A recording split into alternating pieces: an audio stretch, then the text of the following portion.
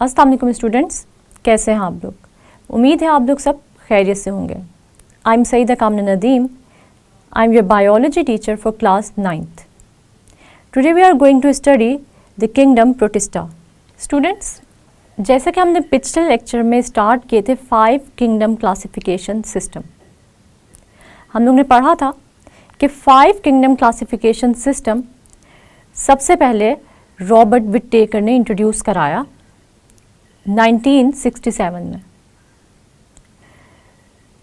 इसके बाद हमने ये भी देखा कि इस 5 किंगडम क्लासिफिकेशन सिस्टम में कुछ मॉडिफिकेशंस लाई गई और जो कि मार्गुलस और शिवार्ट्स ने इंट्रोड्यूस कराई, क्योंकि इन दोनों साइंटिस्ट का ये मानना था कि सेलुलर ऑर्गेनाइजेशन और मोड ऑफ न्यूट्रिशन की बेसिस पर 5 किंगडम क्लासिफिकेशन सिस्टम बनाया गया है। मगर हम इस 5 किंगडम क्लासिफिकेशन सिस्टम को जेनेटिक बेसिस पर भी क्लासिफाई कर सकते हैं। मतलब इनका ये था कि सेलुलर ऑर्गेनाइजेशन और मोड ऑफ न्यूट्रिशन की बेस पर जिन ऑर्गेनिजम्स को 5 किंगडम्स में क्लासिफाई किया गया है, सेलुलर ऑर्गेनाइजेशन और मोड ऑफ न्यूट्रिशन के अलावा जेनेटिक बेसिस या जेनेटिक कैरेक्टरिस्टिक्स की बेस पर भी इन ऑर्गेनिजम्स को 5 किंगडम्स में क्लासिफाई किया जा सकता है। इसलिए रॉबर्ट विटेकर की क्लासिफिकेशन की बेस के साथ साथ मार्गुलस और शिवार्ट्स की क्लासिफिकेशन की base cellular organisation, mode of nutrition और जेनेटिक कैरेक्टरिस्टिक्स भी थी। और इन 5 किंगडम क्लासिफिकेशन सिस्टम में या इन 5 किंगडम्स में अब जो क्लासिफिकेशन देखी गई वो कुछ चेंजेस के साथ थी, या हम यूँ कह सकते हैं कि अब जो हमारे पास 5 किंगडम क्लासिफिकेशन मौजूद है मौजूदा दौर में, वो मार्गुलस और शिवार्ट्स का 5 किंगडम क्लासिफिकेशन सिस्टम है, जो कि मॉडिफिकेशन है रॉबर्ट विटेकर के 5 किंगडम क्लासिफिकेशन सिस्टम में। हमने पिछले लेक्चर में किंगडम मुनैरा के बारे में पढ़ा, जो कि बिलोंग करता है ऐसे ऑर्गेनिज्म से जो कि प्रोकैरियोट्स हैं।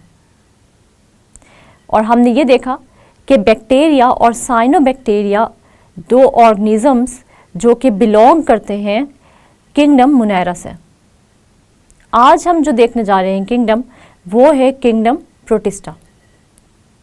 हम इस किंगडम में ये देखेंगे कि इस किंगडम में मौजूद ऑर्गेनिजम्स की कैरेक्टरिस्टिक्स क्या हैं, और साथ साथ हम पढ़ेंगे इस किंगडम में मौजूद ऑर्गेनिजम्स की एग्जाम्पल्स।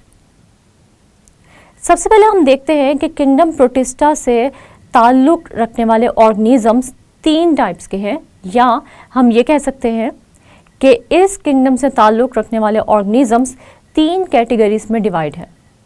जैसे कि हम देखते हैं इस किंगडम से ताल्लुक़ रखने वाले ऑर्गेनिजम्स प्लांट लाइक प्रोटिस्ट हैं, एनिमल लाइक प्रोटिस्ट हैं और फंजाई लाइक प्रोटिस्ट हैं। इसका मतलब ये हुआ कि इस किंगडम में प्रोटिस्ट मौजूद है, मगर इन प्रोटिस्ट की कैरेक्टरिस्टिक्स प्लांट्स जैसी भी हैं, एनिमल्स जैसी भी हैं और फंजाई लाइक भी हैं। इसीलिए हम इस किंगडम को फर्दर कैटेगराइज करते हैं 3 सब क्लासेस में। जैसे कि मैंने आपको बताया, या हम यूँ कह सकते हैं कि हम इस किंगडम को क्लासिफाई कर लेते हैं 3 मेन ग्रुप्स में या 3 मेन टाइप्स में: plant like protist, animal like protist और फंजा लाइक प्रोटिस्ट। सबसे पहले मैं आपको किंगडम प्रोटिस्टा से ताल्लुक़ रखने वाले ऑर्गेनिजम्स की जनरल कैरेक्टरिस्टिक्स बताऊंगी, और उसके बाद फिर हम ये 3 जो ग्रुप्स या 3 टाइप्स हैं प्रोटिस्टा की या प्रोटिस्ट की, उनको स्टडी करेंगे। सबसे पहले हम देखते हैं कि किंगडम प्रोटिस्टा में ऐसे ऑर्गेनिजम्स मौजूद होते हैं या पाए जाते हैं जो कि यूनिसेलुलर होते हैं, यूकैरियोटिक होते हैं या सिंपल मल्टी सेलुलर होते हैं। यूकैरियोटिक ऑर्गेनिजम्स कौन से ऑर्गेनिजम्स होते हैं, तो वो हम देख लेते हैं यूकैरियोटिक ऑर्गेनिजम्स या यूकैरियोट्स ऐसे ऑर्गेनिजम्स होते हैं जो कि यूकैरियोटिक सेल्स पर मुश्तमिल होते हैं, जिनकी बॉडीज यूकैरियोटिक सेल्स से मिलकर बनी होती हैं। यूकैरियोटिक सेल्स क्या है, ये हमने पहले भी स्टडी किया है और मैं आपको जैसे पहले भी बता चुकी हूँ कि हमने यूकैरियोटिक सेल्स के बारे में अपने लेक्चर्स में बार बार रिपीट किया ताकि ये चीज़ आप लोगों के माइंड में अच्छे तरीके से बैठ जाए कि यूकैरियोटिक सेल्स ऐसे सेल्स होते हैं जिनमें वेल डिफाइंड न्यूक्लियस और मेम्ब्रेन बाउंडेड ऑर्गेनेल्स मौजूद होते हैं, यानी इनका जेनेटिक मटेरियल इनके न्यूक्लियस में प्रेजेंट होता है क्योंकि इनका न्यूक्लियस अच्छे तरीके से न्यूक्लियर मेम्ब्रेन से कवर होता है।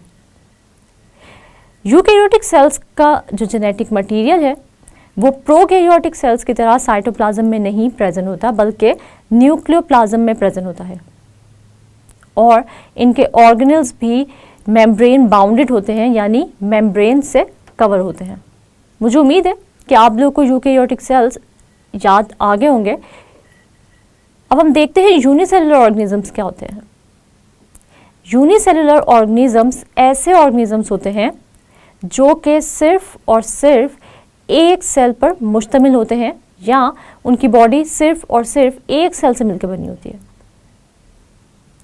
यूनिसेलुलर ऑर्गेनिज्म का कॉन्सेप्ट भी हमने बहुत बार रिपीट किया है, जैसे कि हमने सबसे पहले यूनिसेलुलर ऑर्गेनाइजेशन के बारे में अपने फर्स्ट चैप्टर में स्टडी किया था और वहाँ हमने कुछ एग्जाम्पल्स भी देखी थी, जैसे कि एमीबा, पेरिमीशियम, यूग्लिना, ये सब के सब यूनिसेलुलर ऑर्गेनिजम्स थे। अब प्रोटिस्ट सिंपल मल्टी सेलुलर भी होते हैं, मतलब ये ऐसे ऑर्गेनिजम्स होते हैं जो कि कॉम्प्लेक्स मल्टी सेलुलर नहीं होते, मतलब इनकी बॉडी बहुत सारे सेल से तो मिलकर बनी होती है मगर इनकी बॉडी के जो पार्ट्स होते हैं वो बहुत ही सिंपल होते हैं। इनमें कॉम्प्लेक्सिटी आम मल्टी सेलुलर ऑर्गेनिजम्स की तरह नहीं पाई जाती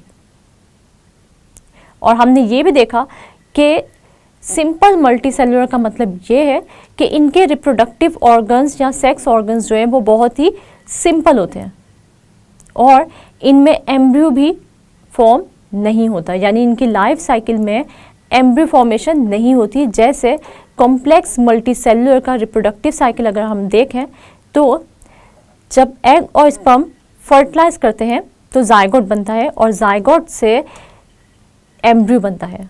जैसे कि हमें पता है कि जायगोट में जब डिवीजन्स होती हैं तो सेल्स एक मैस ऑफ सेल्स बना देते हैं जिसको हम कहते हैं एम्ब्रियो। तो सिंपल मल्टीसेलुलर का मतलब ये है कि प्रोटिस्ट कोई भी कॉम्प्लेक्स रिप्रोडक्टिव सिस्टम नहीं रखते या रिप्रोडक्टिव ऑर्गन्स नहीं रखते, बल्कि इनके रिप्रोडक्टिव ऑर्गन्स इंतहाई सिंपल होते हैं और एम्ब्रियो फॉर्मेशन भी इनकी लाइफ साइकिल में नहीं होती। हम ये देखते हैं कि सबसे पहले हम अगर प्रोटिस्ट को देखें तो हम पढ़ लेते हैं कि प्लांट लाइक जो प्रोटिस्ट हैं वो कैसे होते हैं। प्लांट लाइक प्रोटिस्ट अगर हम देखें तो प्लांट लाइक प्रोटिस्ट ऐसे हैं कि इनमें क्लोरोप्लास्ट मौजूद होता है और क्लोरोप्लास्ट में क्लोरोफिल यानी ग्रीन पिगमेंट जो कि फोटोसिंथेसिस के लिए इस्तेमाल होता है वो भी मौजूद होता है। इसका मतलब ये हुआ कि ये ऐसे ऑर्गेनिजम्स हैं, यानी ये वो प्रोटिस्ट हैं जो कि अपना फूड खुद प्रिपेयर कर सकते हैं by the process of photosynthesis. तो वो ऑर्गेनिजम्स जो कि अपना food by the process of photosynthesis खुद प्रिपेयर कर सकते हैं, या फिर हम यूँ कह सकते हैं कि वो ऑर्गेनिजम्स जो कि सिंपल इनऑर्गेनिक मटेरियल से अपना फूड खुद प्रिपेयर कर सकते हैं, तो उनको हम क्या कहते हैं, थोड़ा याद करें स्टूडेंट्स, हम उनको हेटेरोट्रॉफ्स कहते हैं या ऑटोट्रॉफ्स कहते हैं। हम उनको कहते हैं ऑटोट्रॉफ्स, यानी इसका मतलब ये हुआ कि प्लांट लाइक प्रोटिस्ट जो कि अपना फूड खुद प्रिपेयर करते हैं by the process of photosynthesis, वो हुए autotrophs. Plant like protist autotrophic in nature होते हैं। इसके अलावा हम ये देखते हैं कि प्लांट लाइक प्रोटिस्ट यूनिसेलुलर होते हैं, कॉलोनियल होते हैं, यानी इनके जो यूनिसेलुलर ऑर्गेनिजम्स हैं ये एक कॉलोनी की फॉर्म में भी इकट्ठे रह सकते हैं। जैसे कि हमने कॉलोनियल ऑर्गेनाइजेशन के बारे में पढ़ा था और हमने अपने पिछले लेक्चर में भी पढ़ा था कि मुनेरन्स या फिर बैक्टीरिया भी ऐसे ऑर्गेनिजम्स हैं जो कि कॉलोनियल ऑर्गेनाइजेशन में रह सकते हैं, मतलब इनके जो बैक्टीरियल सेल्स होंगे वो एक कॉलोनी की फॉर्म में भी रह सकते हैं। इसी तरह जिस तरह मुनेरन्स कॉलोनी की फॉर्म में रह सकते हैं इकट्ठा, वैसे ही ये जो प्लांट लाइक प्रोटिस्ट हैं ये भी कॉलोनीज की फॉर्म में एक जगह पर रह सकते हैं। लेकिन जैसे हमने पढ़ा था, जब भी कॉलोनियल ऑर्गेनाइजेशन होगी तो यूनिसेलुलर जो हमारे पास ऑर्गेनिजम्स प्रेजेंट होंगे वो अपना अपना काम करेंगे, उनमें डिवीजन ऑफ लेबर नहीं होगी, यानी वो एक दूसरे का काम नहीं करेंगे, हर सेल एक दूसरे से इंडिपेंडेंट होगा।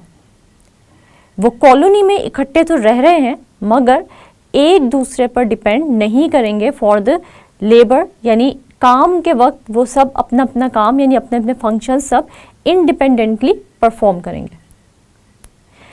इसी तरह जैसे हमने पढ़ा कि प्रोटिस्ट सिंपल मल्टीसेलुलर होते हैं, तो ये प्लांट लाइक प्रोटिस्ट जो है ये क्या है, सिंपल मल्टीसेलुलर है। इसका मतलब ये हुआ कि इनके रिप्रोडक्टिव ऑर्गन्स या इनके सेक्स ऑर्गन्स बहुत ही सिंपल होते हैं और इनमें एम्ब्रियोज भी फॉर्म नहीं होते अपनी लाइफ साइकिल में। फिर हम ये भी देखते हैं कि अगर हम इनका स्ट्रक्चर देखें, यानी प्लांट लाइक प्रोटिस्ट का स्ट्रक्चर देखें, तो हमें ये पता चलता है कि प्लांट लाइक प्रोटिस्ट में सेल वॉल प्रेजेंट होती है। मतलब इसका ये हुआ कि जिस तरह हम ये देखते हैं कि प्लांट्स के स्ट्रक्चर में आउटर मोस्ट जो लेयर होती है या मेम्ब्रेन होती है उसको हम कहते हैं सेल वॉल, और प्लांट में ये सेल वॉल किस केमिकल से बनी होती है या इसकी केमिकल कॉम्पोजिशन क्या होती है, तो ये सेलुलोज से बनी होती है। इसी तरह प्रोटिस्ट जो कि प्लांट लाइक प्रोटिस्ट होते हैं वो सेल वॉल रखते हैं और इनकी केमिकल कॉम्पोजिशन भी क्या होती है, वो सेलुलोज ही होती है, यानी इनकी सेल वॉल में भी सेलुलोज प्रेजेंट होता है। इसके बाद अगर हम ये देखें कि एनिमल लाइक प्रोटिस्ट कौन से होते हैं, तो हम ये देखते हैं ऐसे प्रोटिस्ट जिनमें एनिमल लाइक कैरेक्टरिस्टिक्स होती हैं। मतलब एनिमल्स को देखें तो उनमें क्या क्या कैरेक्टरिस्टिक्स पाई जाती हैं। तो सबसे पहली बात ये है कि वो मूव कर सकते हैं, यानी लोकोमोट कर सकते हैं। इसी तरह अगर हम प्रोटिस्ट को देखें जो कि एनिमल लाइक होते हैं तो वो भी लोकोमोट कर सकते हैं, यानी वो भी मूवमेंट शो करते हैं। और जैसे हमने देखा एमीबा में कि एमीबा अपने ज़ूडोपोडिया से मूव करता है। इसी तरह हम देखते हैं कि पैरामीशियम हो या फिर यूग्लिना हो तो इनमें कुछ हेयर लाइक स्ट्रक्चर्स प्रेजेंट होते हैं, जैसा कि फ्लैजिला और सीलिया। सीलिया और फ्लैजिला में आपको एक डिफरेंस मैं बताती चलूँ। सीलिया ऐसे हेयर लाइक प्रोजेक्शंस होते हैं या ऐसे हेयर लाइक स्ट्रक्चर्स होते हैं जो कि थिन होते हैं और स्मॉल इन साइज होते हैं, जैसे कि हमने देखा था पैरामीशियम में। पैरामीशियम अगर आपको याद हो तो पैरामीशियम एक शू की सोल का स्ट्रक्चर रखता था और इसकी बॉडी कवर थी सीलिया से, यानी बहुत सारे हेयर लाइक प्रोजेक्शन से। अगर मैं आपको यूग्लिना का याद दिलाते चलूँ तो यूग्लिना में एक हेयर लाइक प्रोजेक्शन था या एक हेयर लाइक स्ट्रक्चर था जो कि क्या कहलाता है, फ्लैजिला। सीलिया और फ्लैजिला ये दोनों वो स्ट्रक्चर्स हैं जो कि इन प्रोटोजोन्स की लोकोमोशन में हेल्प करते हैं। तो इसका मतलब ये हुआ कि animal like protist can move with the help of cilia and flagella. इसी तरह एमीबा भी एनिमल लाइक प्रोटिस्ट है और ये मूव करता है ज़ूडोपोडिया से। मतलब जहाँ पर या जिस डायरेक्शन में एमीबा ने मूव करना होगा उसका साइटोप्लाज्म भी उसी तरफ फ्लो करेगा और एक आउटर प्रोजेक्शन बनाएगा या एक फिंगर लाइक स्ट्रक्चर बनाएगा जिसे हम कहेंगे ज़ूडोपोडिया। हम देखते हैं कि एमीबा मूव करेगा इन ज़ूडोपोडिया की हेल्प से।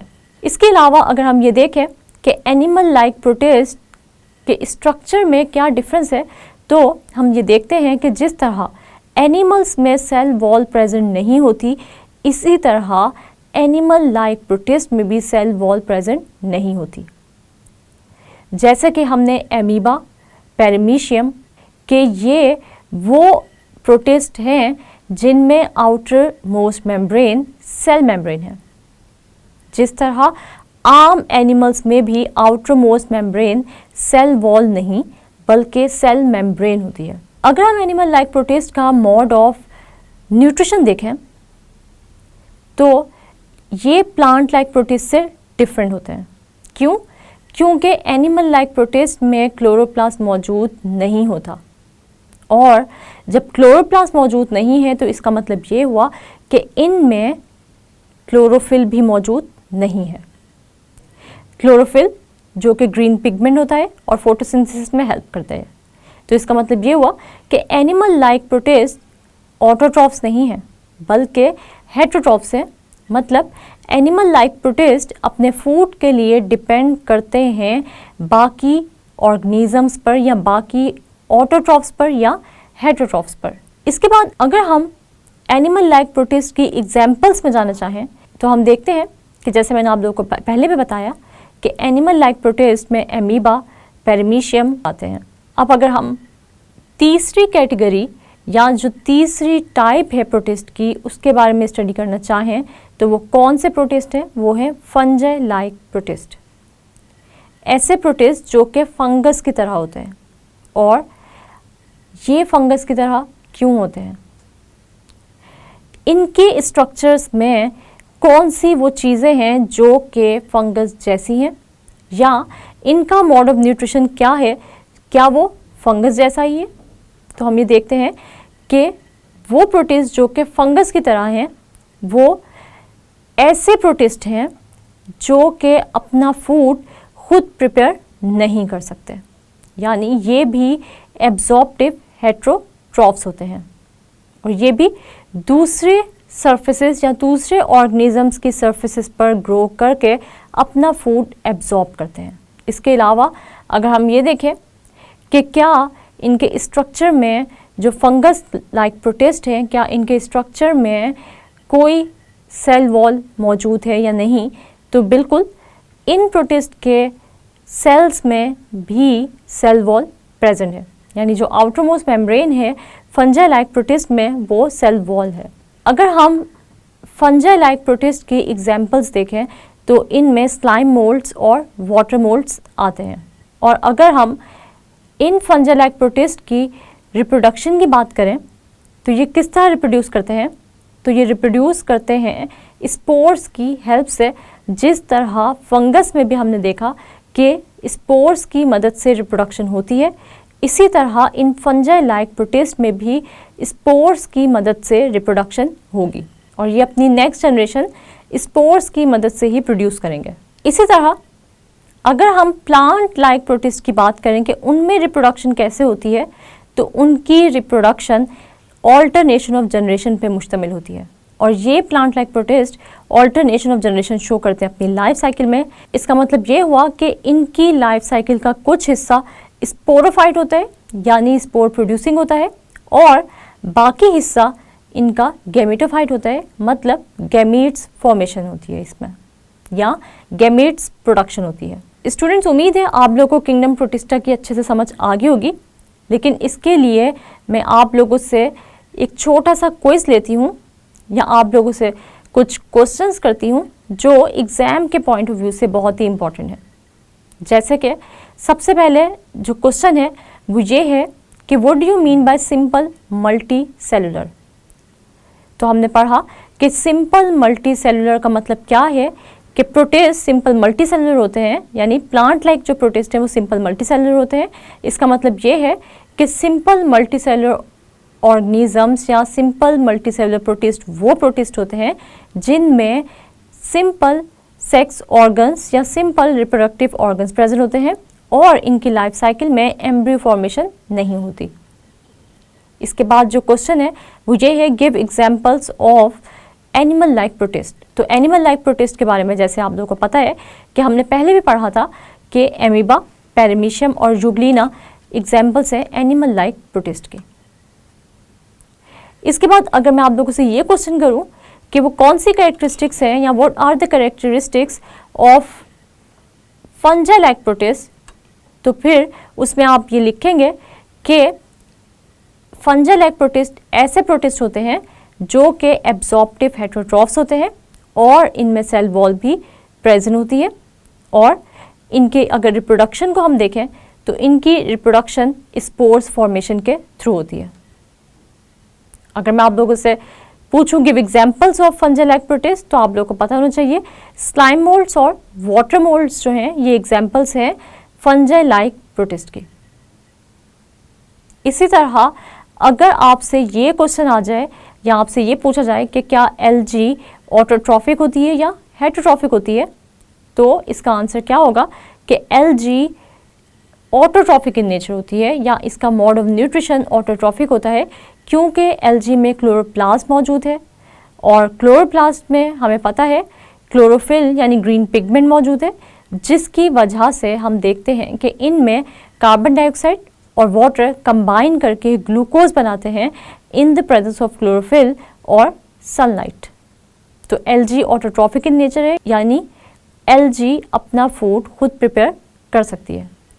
और एलजी की एग्जांपल्स अगर हम देखें तो ग्रीन एलजी होती है, रेड एलजी होती है, ब्राउन एलजी होती है, ठीक है। तो बहुत सारी एलजी की डिफरेंट टाइप्स है और आज का हमारा लेक्चर इधर ही वाइंड अप होता है।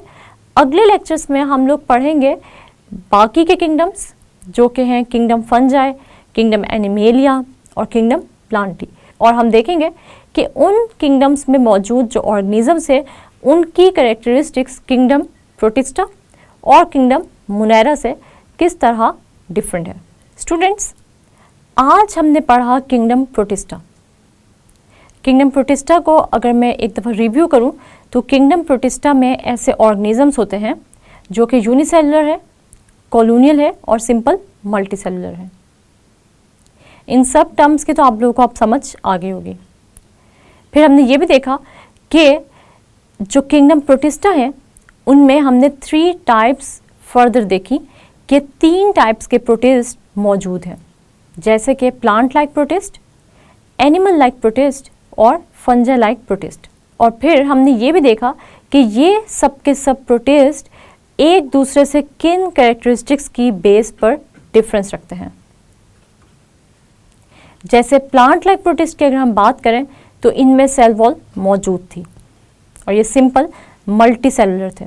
और इसके अलावा हमने ये भी देखा कि प्लांट लाइक प्रोटिस्ट में क्लोरोप्लास्ट था, जिसकी वजह से ये ऑटोट्रॉफिक थे। और हमने इस टाइप में एग्जाम्पल पढ़ी एलजी की। और एनिमल लाइक प्रोटिस्ट में सेल वॉल प्रेजेंट नहीं थी और ये हेटेरोट्रॉफ्स थे।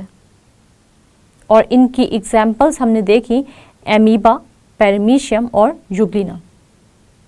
लेकिन अगर हम बात करें फंजल लाइक प्रोटिस्ट की तो इनमें सेल वॉल मौजूद थी, लेकिन ये एब्जॉर्प्टिव हेटेरोट्रॉफ्स थे, मतलब ये अपने फूड को एब्जॉर्ब करते हैं दूसरे ऑर्गेनिजम्स की सरफेसेस पे ग्रो करके। और हमने इनकी एग्जाम्पल में देखा स्लाइम मोल्ड्स और वाटर मोल्ड्स। उम्मीद है आप लोगों को आज के लेक्चर की अच्छे से समझ आ गई होगी। नेक्स्ट लेक्चर तक के लिए अपना बहुत सारा ख्याल रखिएगा और मुझे दुआओं में याद रखिएगा। तब तक के लिए अल्लाह हाफिज़।